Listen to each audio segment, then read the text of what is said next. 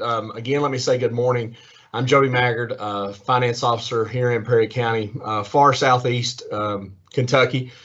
A lot of the finance officers may recognize me with my work with CASBO and serving in that capacity. And then for the transportation folks that are on here, I'll just give that brief introduction. But my email is jody.maggard@perry.kyschools.us. Reach out to me at any time, and Alyssa can stop me. I'm a presenter that I like a lot of interaction, actually. And so when I'm doing in-person trainings, I stop a lot and just kind of ping off of each other and ask each other questions. And I think we learn more that way. And so while this format may not necessarily lead to that type of discussion, hopefully we can still, through the chat box and the conversation and maybe you unmuting your mics and asking questions throughout, we can at least have some interaction, which I think makes the presentation go better. I believe we're trying to go around a little over an hour, I think, if I'm right on that. Alyssa can correct me if I'm wrong, but we'll try to get through this. This is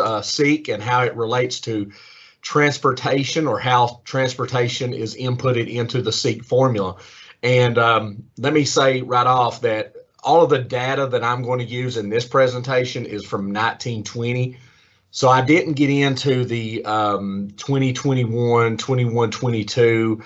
I know there's still a lot of questions out there about ADA and what mechanisms that we're using for current funding. And I know some districts are still on the 1819 ADA and all that. So I didn't want to overcomplicate that matter as it relates to SEEK. So what I'm doing here as far as the data that I'm presenting to you is in the pre-pandemic, I guess, time frame of 1920. So we'll stick with that until we solidify maybe a little bit more as to the numbers that will be coming out for SEEK in the future, okay?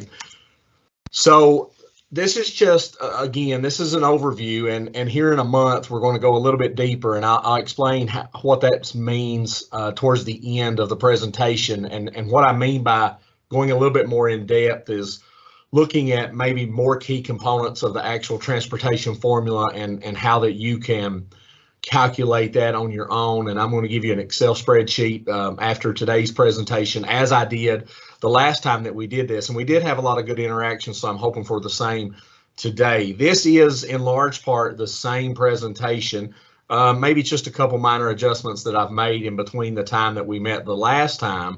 So I apologize if this is a repeat for you, but I still think that it will be beneficial. And then here in a month, we'll add some more in-depth calculations and look at a little bit more into the SEEK funding formula as it relates to transportation. But SEEK in general, of course, it's a formula-driven allocation of state funds. It's the largest allocation of Kentucky state funds that goes out to education, all the school districts in Kentucky.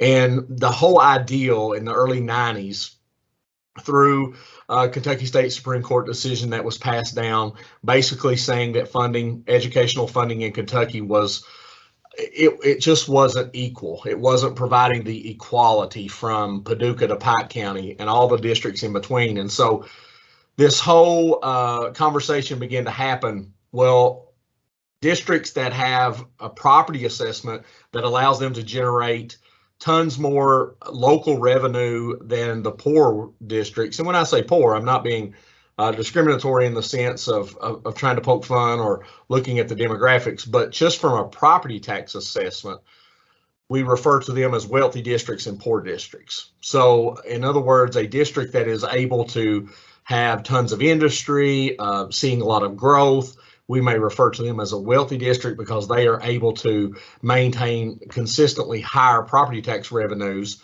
whereas your poorer districts, more rural areas, they're not able to generate near the funds locally that what other school districts are. So the SEEK funding come into play that says, okay, this will be a formula-driven allocation that will equalize the funding gaps that occur in high poverty or high property value areas versus low property.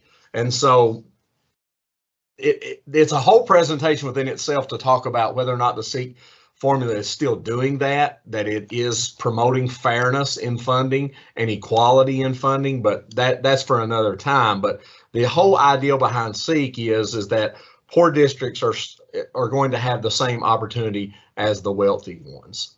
And so the SEEK funding comes out, and I've got a little chart here over on the right. You can see around May, you're going to get a forecast of what your SEEK funding is going to be.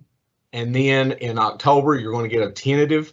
And then sometime around March, that will be our next one that we will receive. We will receive a final allocation.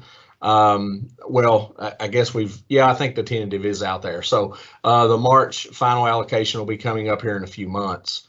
And KDE has done a really good job, and I use this all the time, and I would encourage you to do so too. If you go to KDE's website and you want to take a look at the SEEK calculations, they go really way back, all the way back to 2001. So you've got about 20 years worth of data there. And for finance officers that like to geek out on Excel spreadsheets and, presentations and graphs and charts, you can go back and you can take a look at your SEEK calculations for the last 20 years. Now, they're separated on KDE's website, current calculations from 2014 up until the present, and then the historical calculations go all the way back to 2001. Another thing that KDE will also require here in just a couple months will be to submit our annual trend data. And what that will do is allow finance officers to go in and begin to project what student ADA will be next year, property tax assessments. KDE will then utilize that information to give us a projection of SEEK dollars for the upcoming school year. So just wanted to highlight some of the time frames around SEEK and when we finally know what our final SEEK calculation is going to be. Okay, and we'll get to transportation, I promise, here in just a second. But right now we're working at a $4,000 guaranteed base, that is per student, average daily attendance times $4,000, that's the guaranteed base. That's what we receive per student right now through the SEEK funding formula. And so if you look at the chart that I have here, and I've used this several times in several different presentations, and I think it's kind of striking and also revealing, is that you can see if you go back to 1990, 91, and as we progressed with time, that guaranteed base increased. But as you can see, over about the last 7, 8 to 10 year period, we have become sort of stagnant as it relates to the guaranteed base. So we are no longer keeping up with the original trend that when SEEK was put in place and they set that guaranteed base, which at that time was around $2,300, it increased exponentially each year. But now we have seen going all the way back to 2015, 16, up until now, it has pretty much remained the same. So in other words, you hear this terminology, hold harmless or held harmless. Yes, I'm sorry. I'm sorry. Your screen is blank. Okay. That's a problem, I guess. Hold on just a second. Let me go back up here and try to. I didn't want to interrupt you mid, but we couldn't see the chart. Sorry. Oh, no, that's perfectly fine. I'd rather do that than to be showing you guys a blank screen. All right. So we're back up and running now? Yes, sir. All right, so you can see it now, the trim data, right? Yes, sir. All right, so here's the trend. I apologize, I don't know what happened. Is that you go all the way back to 1991, we're at $2,300 guaranteed base per student. Now we're at $4,000. That's probably, if you look at, just a linear equation, not to get too in depth about that, but, we're obviously a good distance away from where we should be if, our House and Senate and in Kentucky legislation, if they would have kept up, we should be higher than where we are. But I did want to show you that we have kind of flatlined over the last 10 years or so when it comes to the $4,000 guarantee or just the guaranteed base. So here's what a SEEK calculation looks like. It's one page for each district. You can, again, go to KDE's website, pull your individual districts up. Finance officers are all too familiar with this sheet. We see it and reference it quite a bit, have all kinds of trainings on how to calculate this seat calculation in its entirety. Today, we're just only going to be talking about one part of it, and that is the transportation piece. So I do want to kind of show you, though, where we look at, if you look over to the left side of your screen where it says seek inputs, that is the data that KDE is using to then translate over into the middle of the page where it says seek calculation. They're taking those inputs and then moving over into the seek calculation. So I've drawn the arrow there just to simplify. You're going from the inputs in basically what would be box 1 in the top left corner, and they're taking those inputs and putting them into the seek calculation. Now, if you'll notice, transportation comes into play in the seek input. So the fourth one down on the seek input is transportation unprorated. That is your total funding that is going to be given to you if there were no reductions. Now, unfortunately, we have to highlight the fact that if you look right now, that this is 1920 data for Perry County. My district, our transportation funding, our seek input is a little over $2 million. But if you come over to the seek calculation, you'll see the fifth line down, transportation, our total is only 1.1. So we are not fully funded as it relates to transportation right now in the state of Kentucky. Matter of fact, and I did this calculation a little bit earlier, I don't even have it up on my adding machine here, but I think it was around 54. Matter of fact, I'll just do it right now. 1.1 million, 264 divided by 2021489. We're at about 55. That's about 55%. So we are not fully funded as it relates to transportation. So I did want to throw that in there. And there's much to be discussed about that, but obviously we need more money coming from legislation to make that happen. And hopefully in, upcoming years of budget discussions, that could be something that could significantly be addressed, because you can see that there is a big gap between your seek input and what you're actually receiving as far as transportation funding. So here are some other inputs, and again, we're sticking to number 8, transportation today. Obviously, property tax assessment being number 1. That changes annually based on what your PVA is assessing your local property tax or your local property assessments.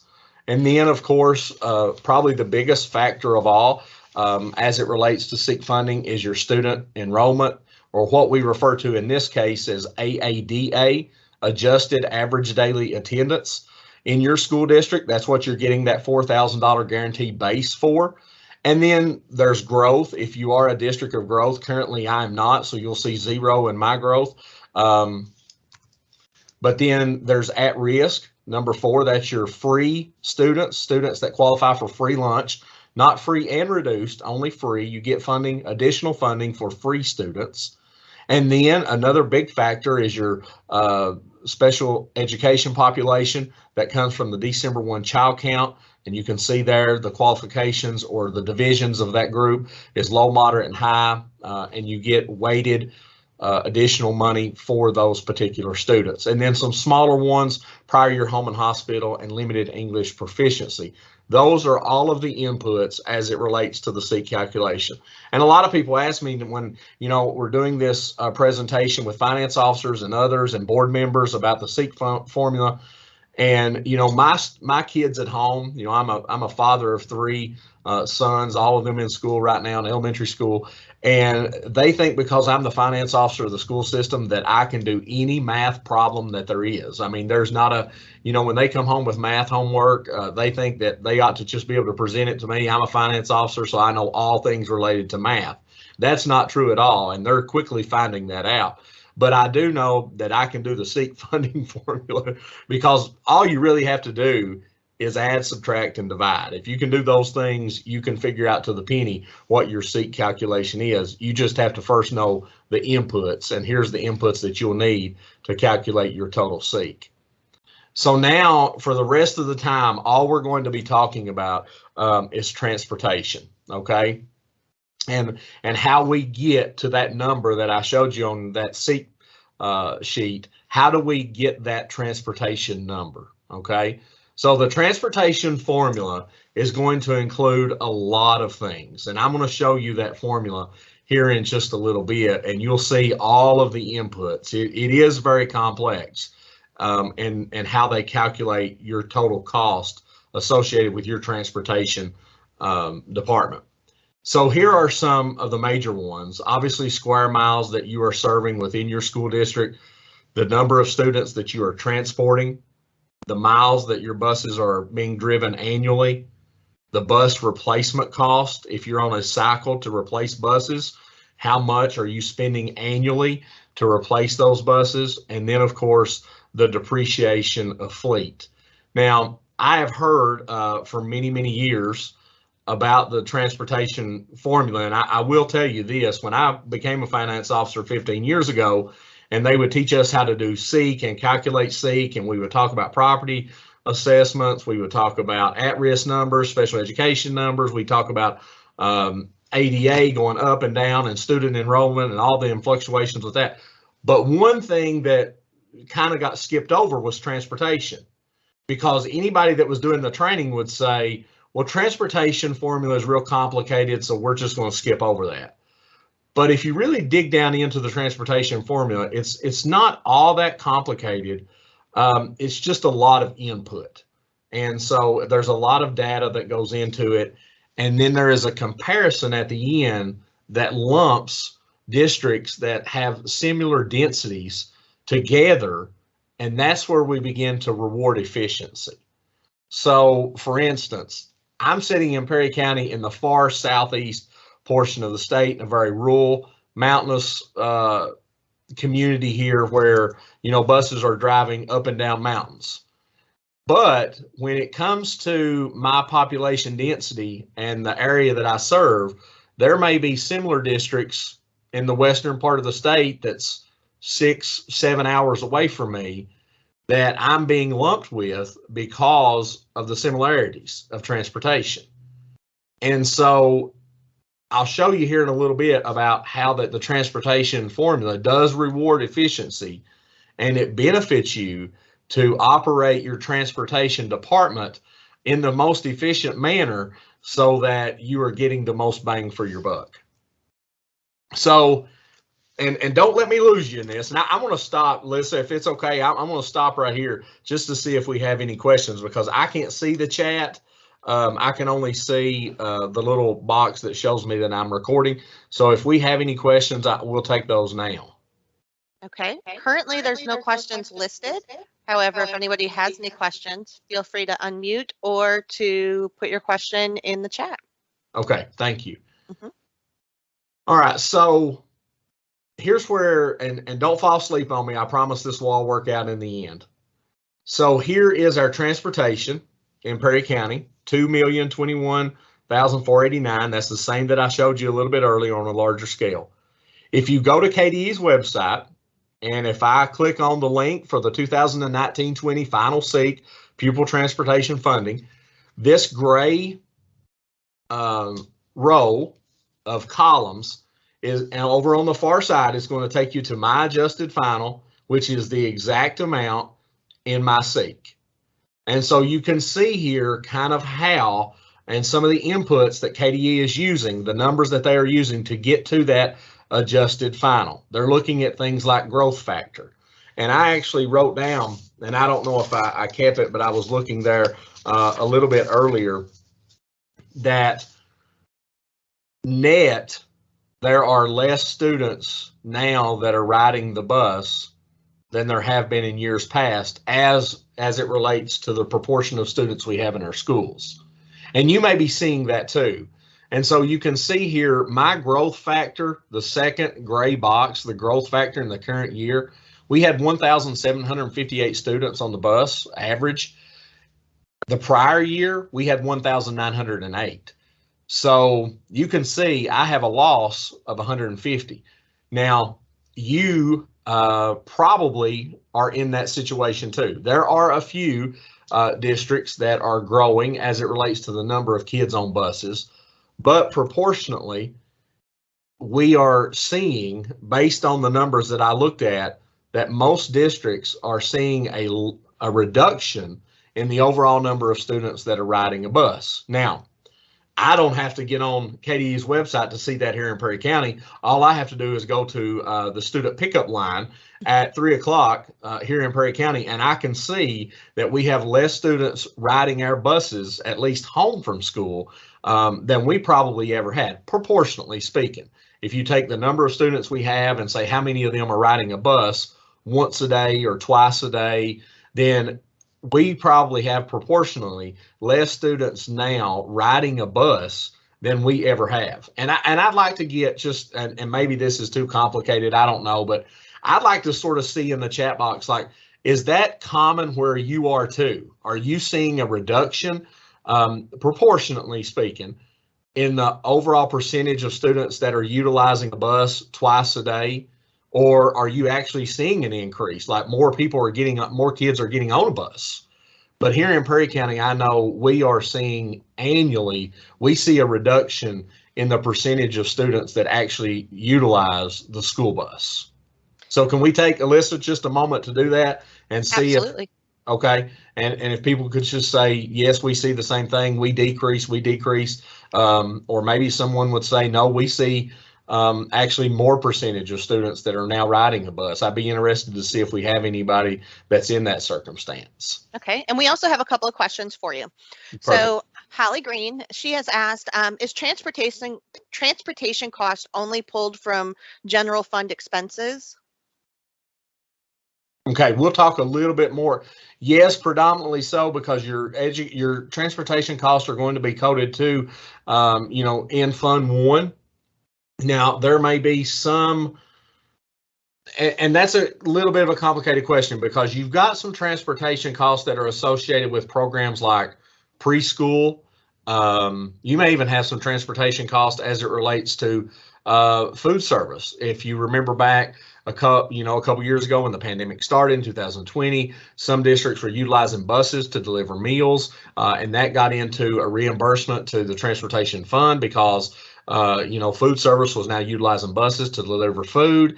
And so I wouldn't say that all of the transportation costs that you have in your district are related to just Fund 1 expenses, because that's not true. There's a lot of grants that utilizes buses, again, preschool probably being a predominant one.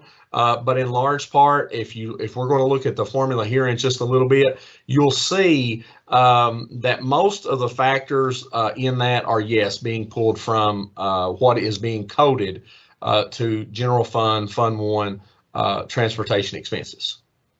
Thank you. We have another question. Are the numbers of students who ride a bus being pulled from IC? Yes. We have a lot of reduction. Some say that they're seeing a reduction due to COVID starting, so parents are transporting their students more. Mayfield Independent actually had growth this year, but most districts have had a decrease in enrollment, and due to, it looks like someone else had decreased enrollment in choice. So yeah, reduction is definitely high this year. Yeah, I think if I was looking that from 2019 to 2020, in 2020 we had, I believe it was around 3,500 students less statewide in comparison to the year before. So in 2000, there's about, I can't remember. I should have written those numbers down, but I believe there was about 3,500 students or something less statewide that was riding a bus from 2020 in comparison to the year before of 2019. Okay. And then someone has asked, when are the rider numbers pulled from IC? So at what point do you do that? Yeah, that's a great question, and I'm not really for sure that I know exactly when that is pulled. Matter of fact, I think, if I'm not mistaken, that might be. No, I'm afraid to say on that. Now, there may be somebody here from KDE that's doing that pull out from Infinite Campus on your T codes and those that average daily attendance. My first initial thought on that is that is being submitted through some of the forms that we're going to be talking about here in just a little bit. And also, it would have to be at the end of the year after that the school year is over, because you're doing that on an attendance basis. So it's not like they're just going in, one particular day of the school year and pulling that information out. It's going to be a calculated attendance for those students that are riding buses. So it would have to be done at the end of the year. And I'll show you a form here in just a little bit where miles are being recorded and data is being submitted to KDE. Okay, thank you. And then another question, and he apologizes, he's got a lot of questions, is the ADA based on the bus riders, or is it pulled on all students? Bus riders. Thank you. Okay, that's all we have right now. Okay, great. I'll stop, or Alyssa can stop me again. So, all right, so here's some reports that, this is more for the transportation department folks that are on here. Some finance officers may get involved in this. I don't. I do get the emails notifying me that these reports are due, and I just reach out to the bus garage and make sure that they are being submitted. One thing that I usually have to get involved in when is when I've gotten maybe a couple reminders that our data has not been submitted. And I have to go over and kind of shake up the bus garage and be like, hey, what's going on here? But one thing that we have found out over the years is it's not that they're not submitting them, but you do run into an issue to where some of these may not be applicable to your district, and all of the forms would just have zeros, but KDE still wants you to submit those anyway. So there is a little caveat down here at the bottom, and I've put this more, we're not going to go over each one of these, but I do want you to see that KDE requests each district to complete a form, even if there is no information to report. So take a look, for instance, at the Kentucky School for the Deaf and Blind, the daily form and the annual form. You may not be transporting students for that particular purpose, but they still want you to submit that form by the due date, even if it has zeros. So that's important, and you'll keep getting the emails that say, hey, you've not submitted, and you may be sitting there thinking, well, we don't have that. We'll put zeros in that form and submit it, and you won't get any more emails. And I know that from personal experience, okay? But someone was asking about when do they pull that data? So there might have been a little bit of confusion there, and I hope I didn't answer that incorrectly or confuse anybody, because I was waiting till we got to this screen, because if you look at the bright green, the Transportation Growth Factor Adjustment Form, and the yellow, the Certificate of Transportation Mileage, and then there are two down here, kind of the maroon colored one, and then the vocational. Those four, so all of these with the exception of the Kentucky School for the Deaf and Blind, all four of those are going to be submitted on what I refer to as the Seek Data Submission website, and I'll show you where that's at here in just a little bit. But all of these are submitted electronically now. And so the ones that we do want to highlight is obviously the transportation mileage. That is the overall bus mileage for all buses and the daily routes, miles for all buses, and private owned mileage, if you have a contract. And we don't have that in Perry County. I know some, maybe just a handful of districts utilize contractual services for transportation. And if that is you, then obviously that's a part of the transportation mileage. And so that has to be submitted by July the 8th for the previous year. And then due by November 1st, which that will be the next form that you have, the bus garage has to submit, and that is the growth factor adjustment form. So basically what that is doing is comparing the first 2 months of school that you have, comparing that to last year to see if you have a transportation growth. Now, like I said earlier, for many of us, that's not going to be the case, because overall we see statewide a reduction of students riding the buses. But if you are, I think Mayfield, somebody maybe said Mayfield increase, then they may actually have a growth from the first 2 months of this school year in comparison to last year, and so that will need to be reported. And then in maroon is the transportation adjustment form at the end of the year. If you're transporting to another public school district or non-public school pupils transported to private or parochial schools, that has to be reported. And you can see there information is used in reporting the aggregate attendance of pupils not included or reported on the SAAR, which is the superintendent's annual financial report, or sorry, not financial, superintendent's annual attendance report. I believe this is where, and I don't want to say this incorrectly, and if someone's on here that's a lot smarter than me, which is probably everyone, I believe this is where the aggregate attendance is being done, is with the superintendent's annual attendance report and the transportation adjustment form at the end of the year. I may be wrong about that, but I believe that's where that number is being pulled from, that shows the average attendance of your bus riders every school day.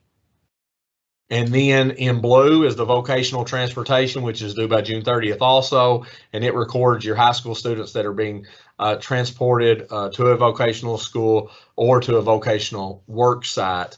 And that is a separate funding. Now, that is not included in this seat. That you claim that mileage, and that is a separate calculation, okay? I know that's a lot, and I will stop there and ask if anybody has any questions.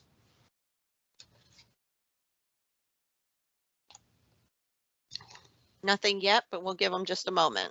Okay, that's fine. Okay, well, we'll move on.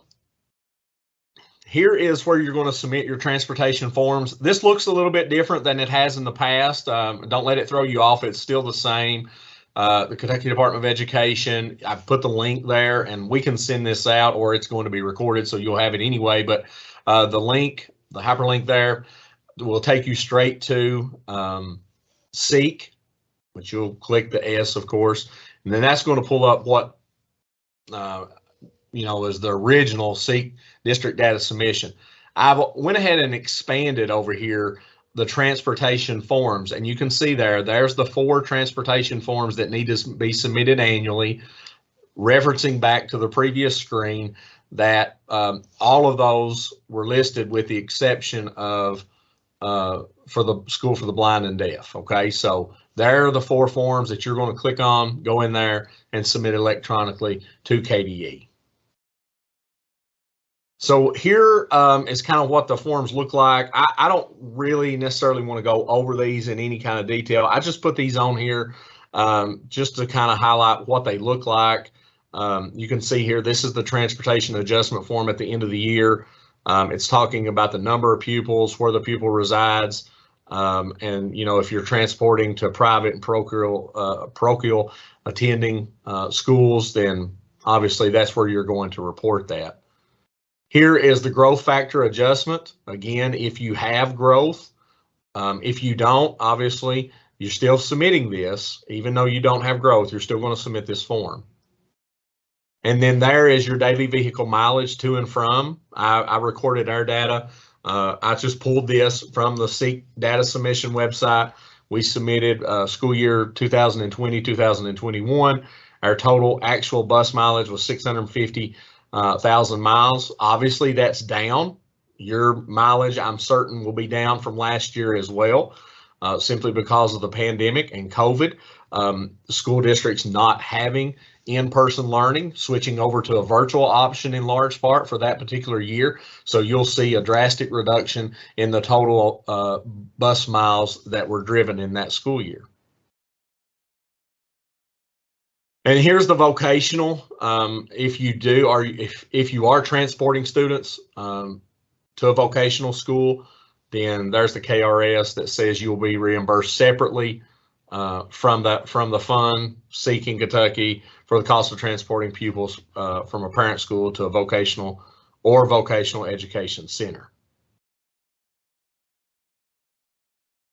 That's, again, the deaf and blind daily form and the annual form. If you're doing that, you're probably familiar with it, but if not, and you ever need to reference that, here's the information on that, and also the form previously that I showed you. So let's talk about how transportation, how you can get the most bang for your buck. That's why everybody's here anyway.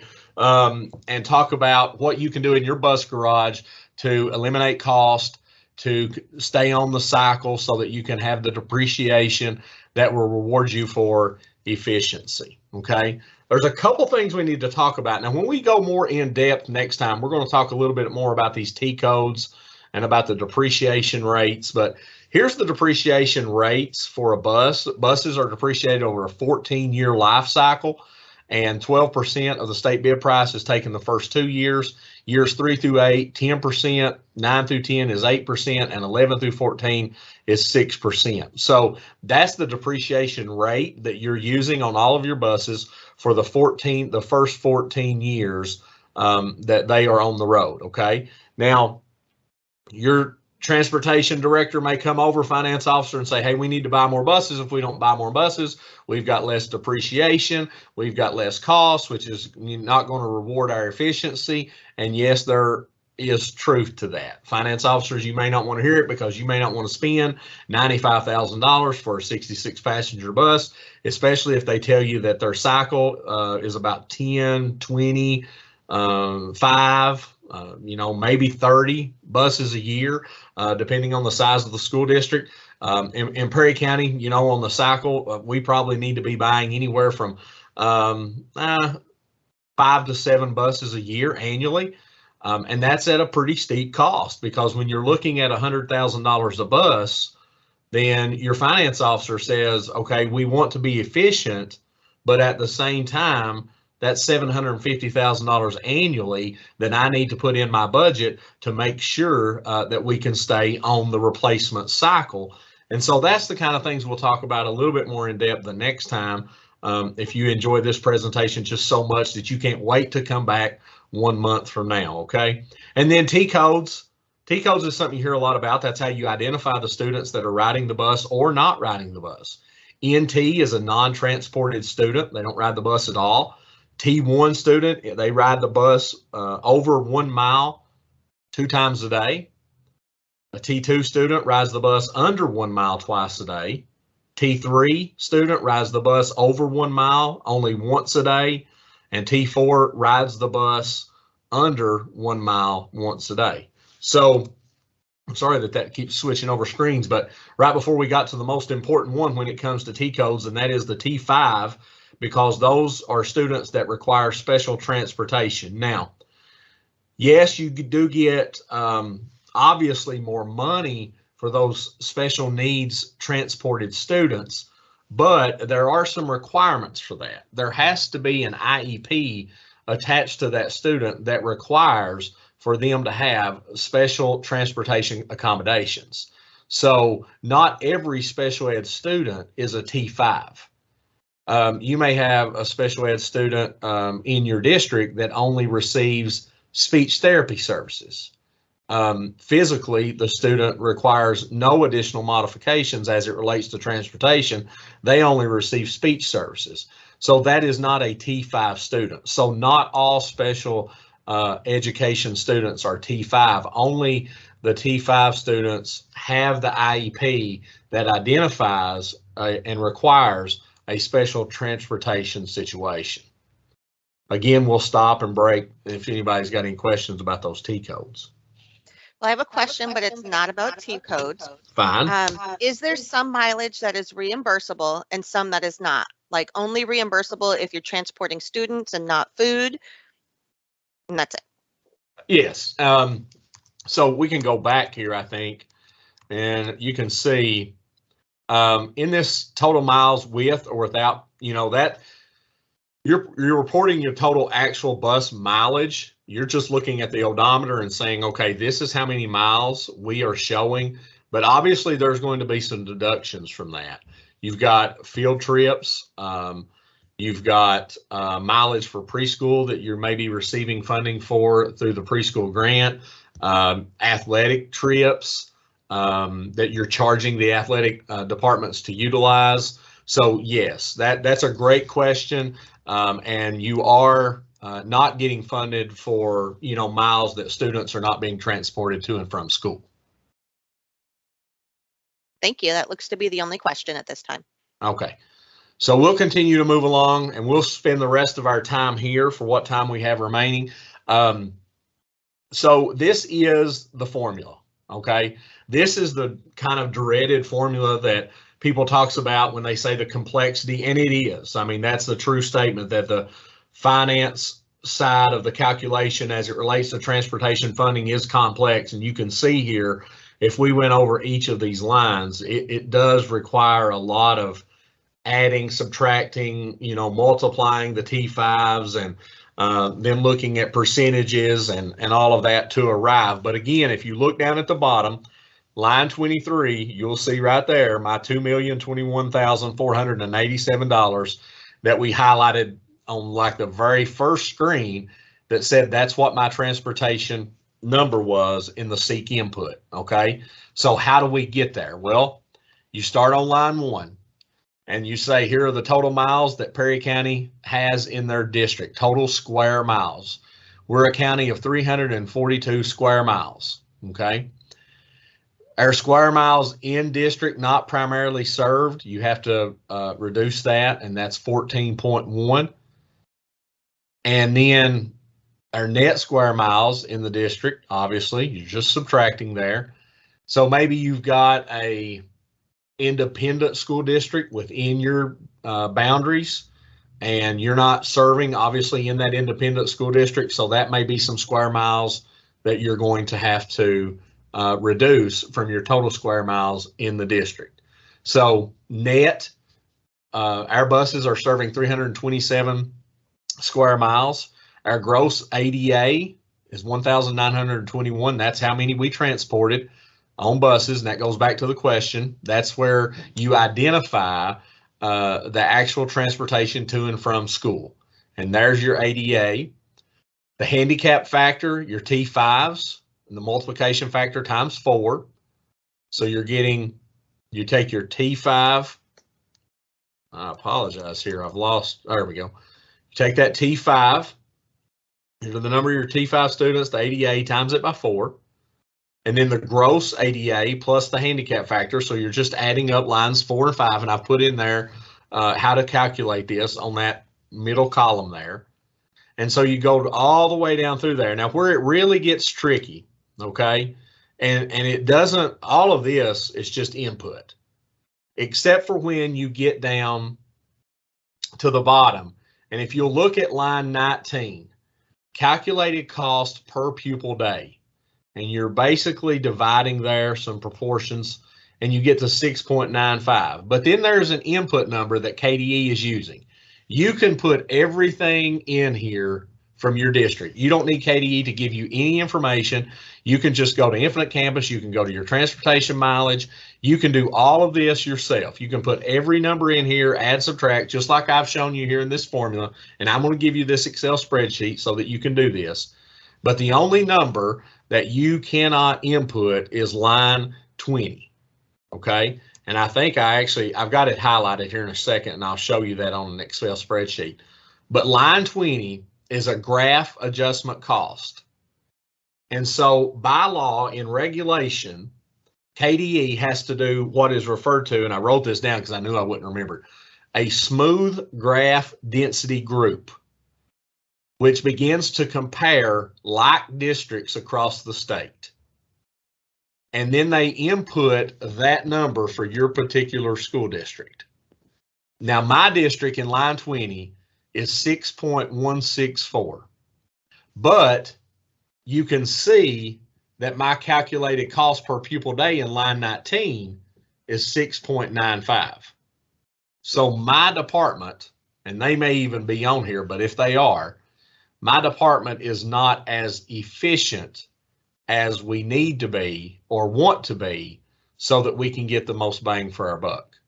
Because I'm only getting funding based on this graph adjusted cost, which is 6.164. And if you can see here in line 22, all that KDE is doing is taking line 20, which is that graph adjusted cost, timesing that by the days funded in SEEK, which for us is 170. We transport students 170. And then times that by my net ADA transported with handicap, and that's my cost. Quick question. Yes. So Matt has asked if you can say that one more time. Okay, I know that's fine because we've got time. We've got, 10 or 15 You got plenty minutes. of time. You're fine. Yeah, we've got plenty of time. So I want to make sure everybody understands this, and we're not going to leave until everybody gets it. Okay. So let me go and Alyssa, if I get real crazy and carried away here and can you see my Excel spreadsheet? I can see I don't see an actual spreadsheet. I see Okay, let a me go screen back. with lines on the background of it. Okay, hold on just a second. I'm going to try to share some other content here. Okay. And then while you're doing that, someone asked, if you purchase buses from ESSER, will you be penalized in SEEK? And now we can see your sheet, just so you know. Okay, so I think I'm going to be able to answer those questions all together right here. Okay. Okay, so let's look. Let's go back. So what I've done, and you, Alyssa, you can see the spreadsheet, right? Yes, I can. Okay. So I have took that presentation, what I just showed you, and I've got this in Excel, and I can send this to everyone, no problem. All you got to do is send me an email, and I'll ship it right out to you. So I've went and don't even pay any attention to these two lines right here, but let's just forget about those for a second.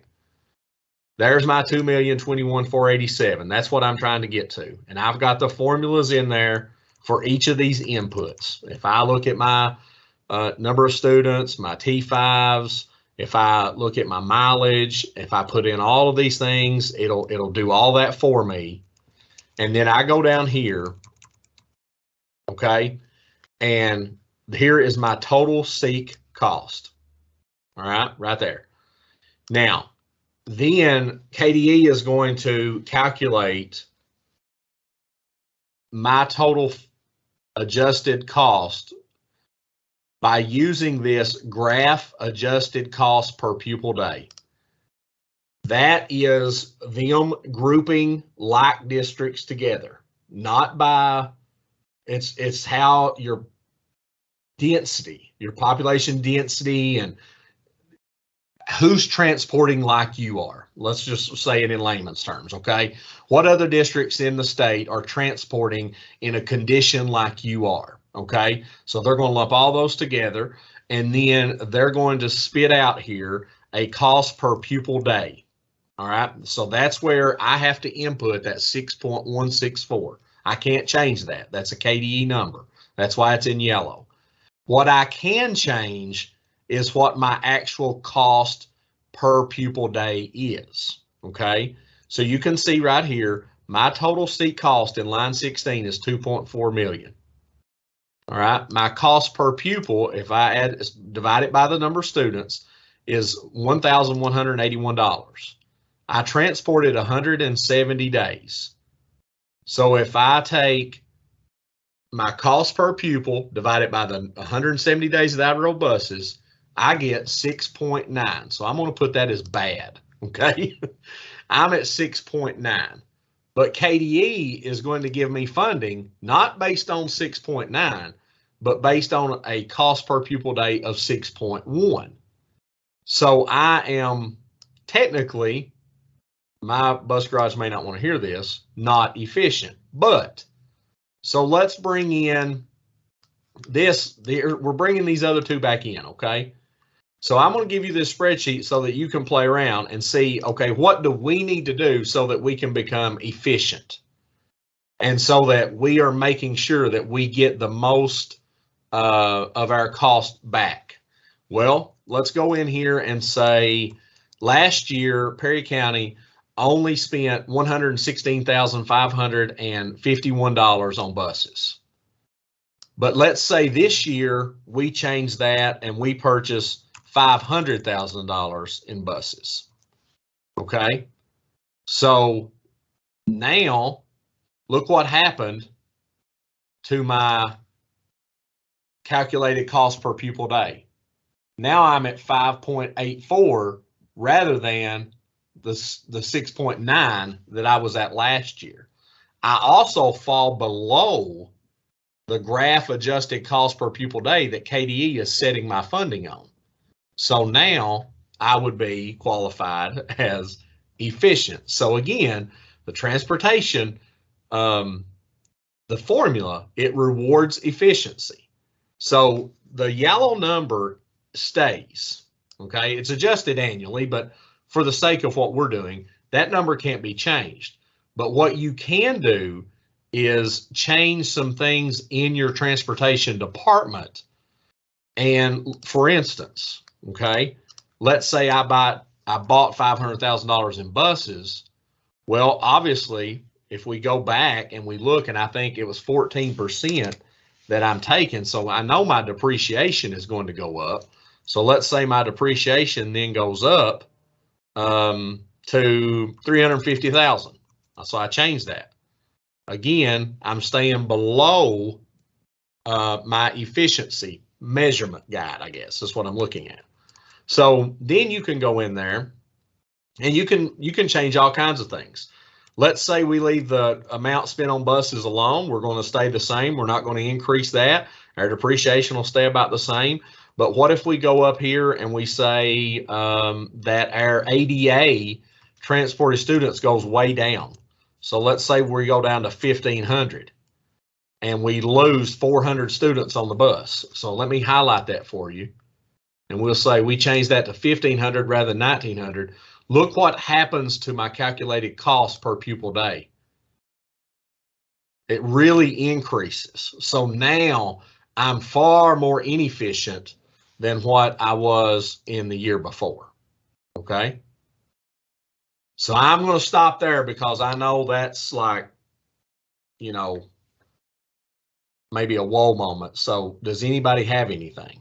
We have a couple questions. So how or where do you get the KDE number of 6.164?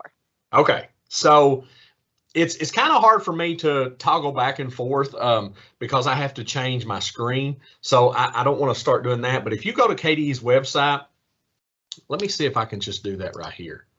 Maybe I can, maybe I can't. Can you see another Excel spreadsheet? No. Yeah, I didn't think so. So on the KDE website, is that the Seek Transportation form? Yeah, and I'm gonna go ahead and do it since we've got time, if that's okay. Yep, absolutely. I'm just going to go ahead here and look at the windows and okay, now you should see like, yes, like you got to have like a magnifying glass, right? Yes. Which I really like your spreadsheet so much better than this if it's done by district, so, because it was so much easier to read. Absolutely. Now I'm going to make this a little bit larger because KDE's spreadsheet is like crazy small. Okay. So I'm going to try to zoom this up to maybe, let's say 150%. That makes it look a little bit better, right? So if I go down here and I look at Perry County, this is on, again, KDE's website. You just go to the transportation and look at Seek Transportation. And they've got this in there for all of the years, probably going all the way back to 2001. But here is my 1819 final Seek. And I looked at right here. Here is my, right there. Okay. Somebody asked where I got that number from, and if I go down, I'm sorry, I had to enable the editing on my spreadsheet, but right here is that number again. That's what, line 19 or column 19? Yes, line 20. 20, column 20. Yeah. So there's where that number comes from. Okay. And for the replacement costs on buses, is that just based on the base price of the bus, or does it include the add-ons like cameras and so forth? It's my understanding that that's a really good question. Somebody has sprung that one on me, and I'm not for sure. Let me think about that. My research here. I think it's total cost. No. I think the depreciation is based on the depreciation. This may help a little bit. I know that depreciation is based on the state price contract. So depreciation may not be calculated on. That's a really good question. Can I write that down and get back with you? Maybe address that the next time. Yes. And I'm also, I sent that question to Che, but he's in the middle of meetings, so we'll see what we come up with. Yeah, yeah. Should be I mean, he should be doing this. Yeah, he's in meetings now. Oh, I understand that. Yeah, I mean, he's the go-to. But I will. I'm just not going to say. I'm just going to leave that one alone. Okay.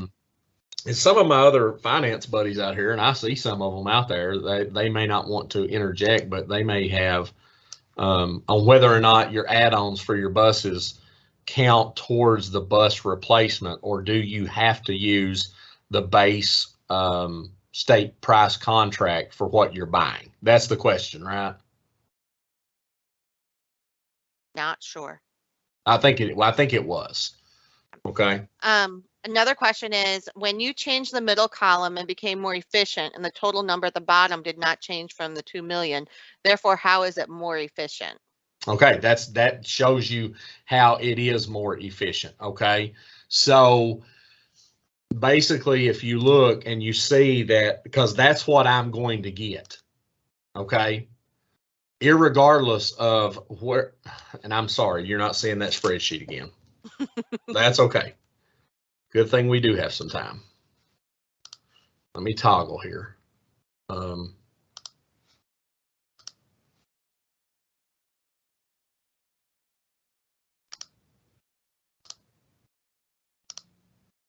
Trying to get back to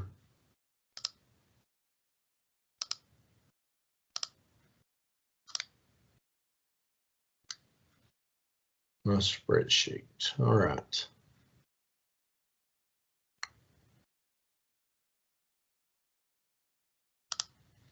All right. Are we back to the one that we've kind of messed with? Okay. Yes.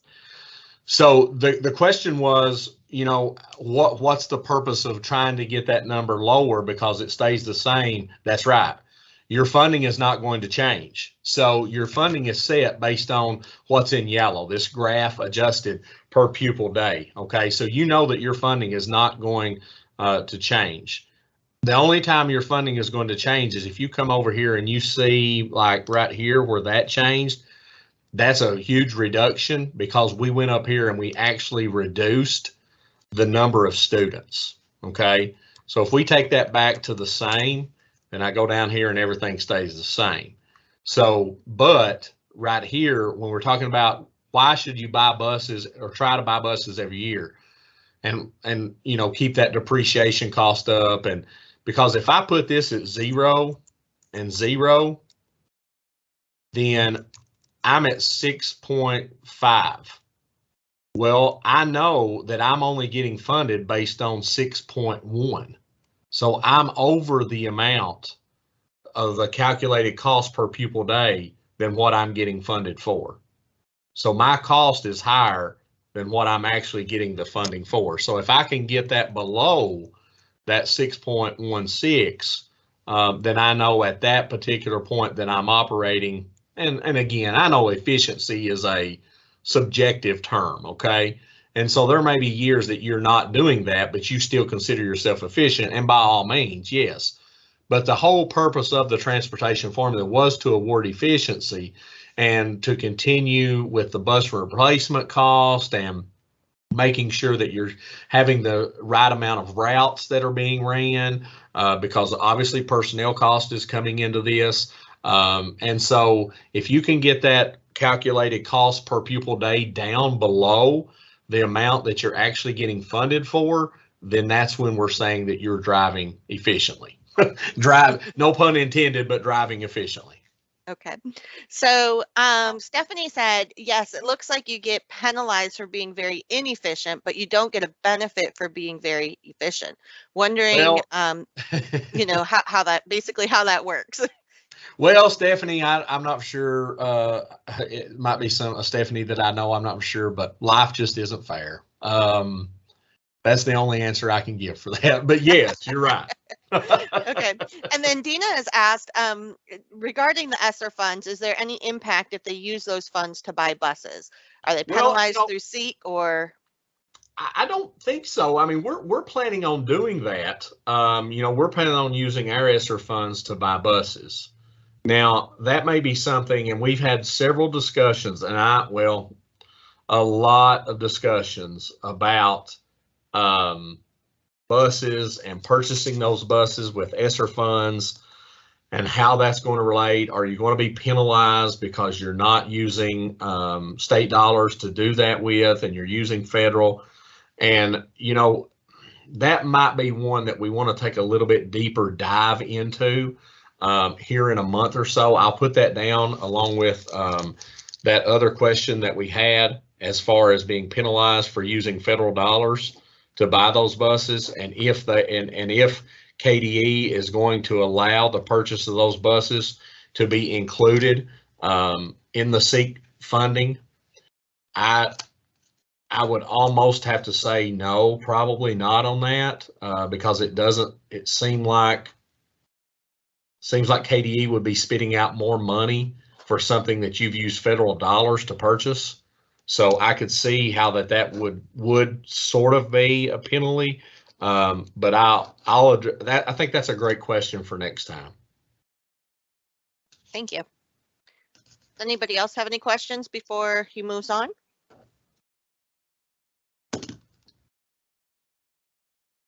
Okay, I don't see anything. Okay, so let me toggle back here, and I apologize for that, but that's the only way I know to do it. You're fine. Is to share the content. Okay, again, let me get back here.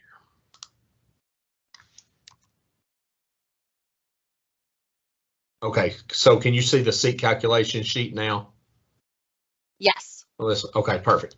So this is where we end, okay? And so basically what we've done is we have just highlighted that particular input, the fourth input down on the left, SEEK input, transportation, unprorated. We've sort of beat that number to death at $2,021,489, but the reason I wanted to continue to do that is so that when you look at your SEEK spreadsheet or sheet from KDE's website, you can see, okay, here's my cost. Here's my input, I should say, not cost. Here's my input.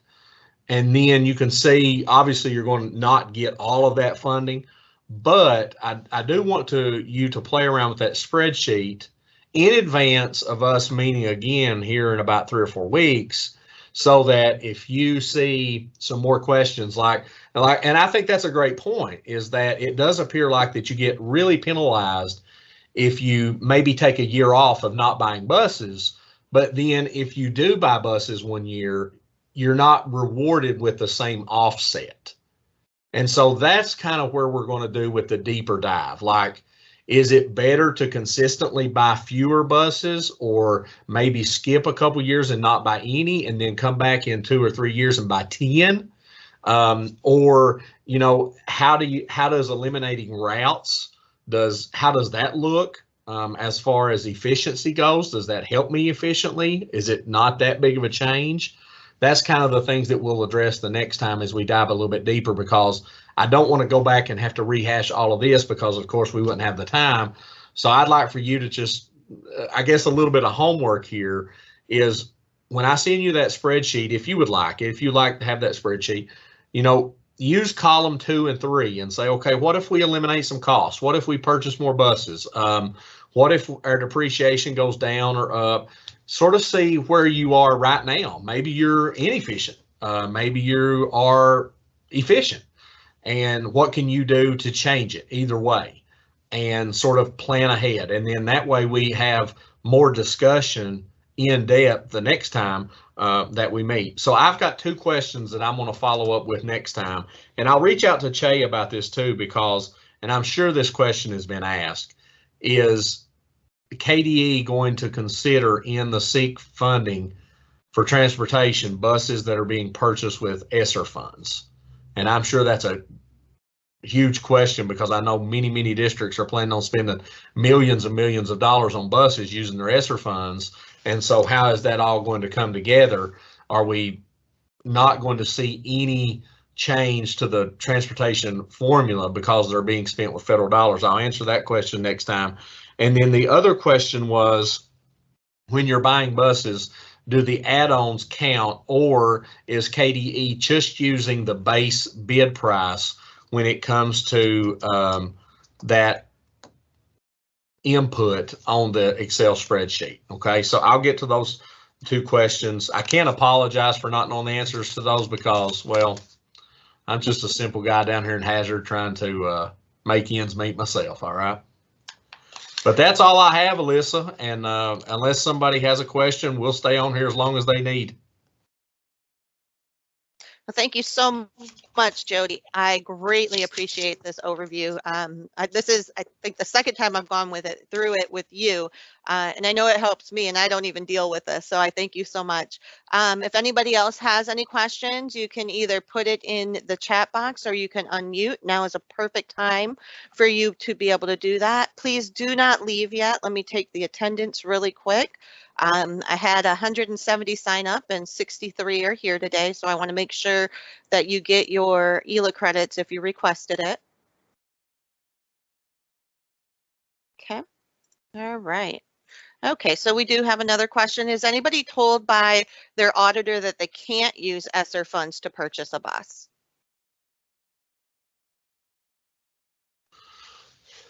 I'd like to see the answer to that too. I mean, we've not expended any funds yet for buses. We do have that in our plan for the ESSER ARP or ESSER 3 funds. We didn't plan on buying buses out of the original, ESSER 1 or ESSER 2, but we did plan that in the third part, and so I'd be interested to know that too. Okay. Another question is, can we get reimbursed for locally operated technical center transportation costs? Is that under vocational? Yeah, I'm not for sure. I assume they're talking about vocational. Okay.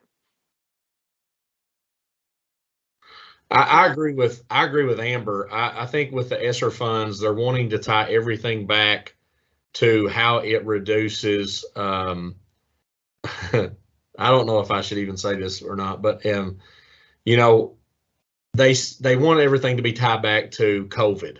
And so I've even heard some finance officers say, well, if we have more buses, we won't have as many students on those buses, which promotes air quality and less transmission. You know, I don't know who all's on here, but that seems like a real stretch to me.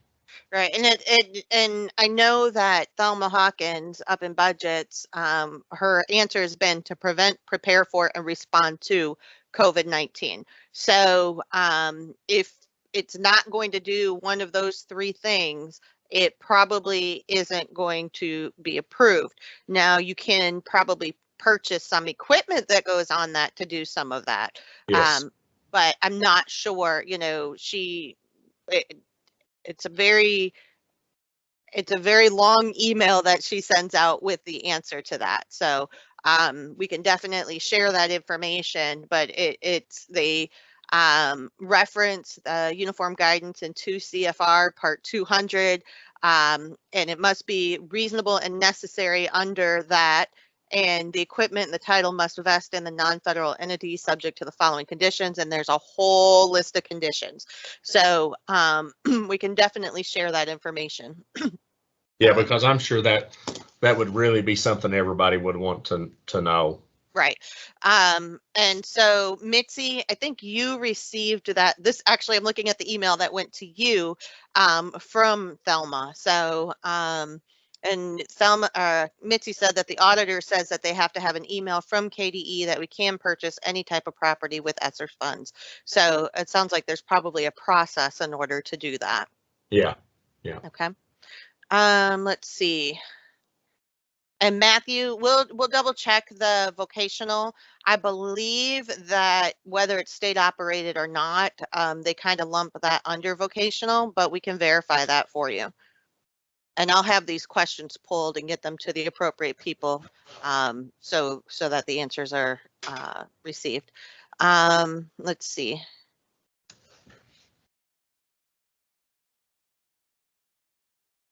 Continuity of services.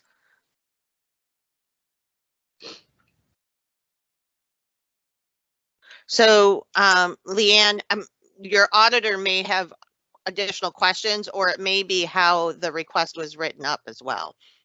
So not quite sure. You might want to get with Mitzi to see how she answered that same question. All right, are there any other questions?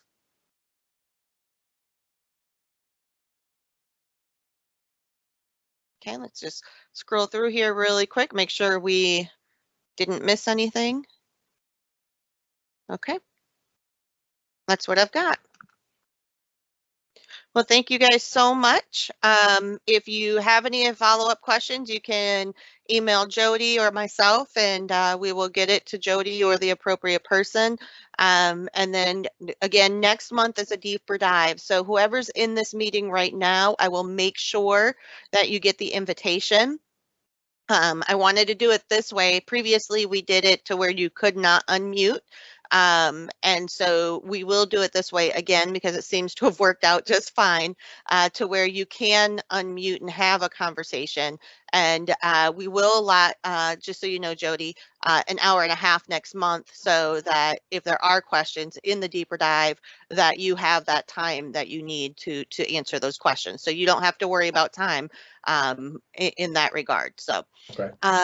but if there's no other questions, you are welcome to go. Thank you guys so much for attending, and we'll get those ELA credits out to you.